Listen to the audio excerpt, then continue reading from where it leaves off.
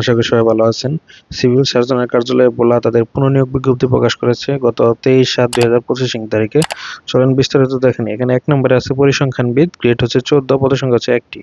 কোনো স্বীকৃত বিশ্ববিদ্যালয় হতে পরিসংখ্যান, গণিত অথবা অর্থনীতি বিষয়ে স্নাতক বা সমানের ডিগ্রি থাকতে হবে, কম্পিউটার ব্যবহারের দক্ষতা থাকতে হবে।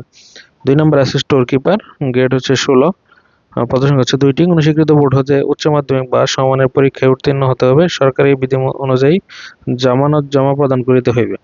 3 নম্বরে আছে অফিস সহকারী কাম কম্পিউটার মুদ্রাক্ষরিক, গ্রেড হচ্ছে 16, পদসংখ্যা হচ্ছে 7টি।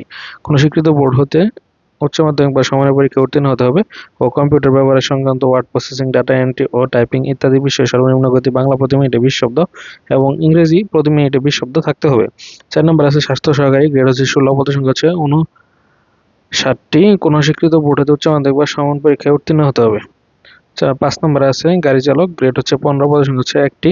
কোনো স্বীকৃত বোর্ড হতে জুনিয়র স্কুল সার্টিফিকেট বা সমানের পরীক্ষায় উত্তীর্ণ হতে হবে। বাংলাদেশ সড়ক পরিবহন কর্তৃপক্ষ কর্তৃক স্বীকৃত বাড়ি যানবাহন চালানোর হালনাগাদ বা বৈধ ড্রাইভিং লাইসেন্স থাকতে হবে। তো এখানে সবচেয়ে বেশি পদ হচ্ছে 59টি। এরা শিক্ষাগত যোগ্যতা চাওয়া হয়েছে উচ্চ মাধ্যমিক বা এইচএসসি সমমান। সবাই আবেদন করতে পারবেন। স্বাস্থ্য সহকারী, এরা আলাদা কোনো কিছু লাগবে না, যে কোনো ট্রেড কোর্সের সার্টিফিকেট লাগবে না। যারা এইচএসসি পাস করছেন তারা সবাই আবেদন করতে পারবেন। এখানে বিশেষ নির্দেশনা দেওয়া আছে যে যারা আবেদন করতে চান তারা এই ওয়েবসাইটে CSBHOLA ভোলা টেলিটক ওয়েবসাইটে আবেদন করতে হবে। তো নিয়োগ বিজ্ঞপ্তিতে বর্ণিত সময়ে নিয়োগ কোটার ক্ষেত্রে সর্বাধিক কর্তৃক জারিকৃত সর্বশেষ আইন বিধি অনুসরণ করা হবে।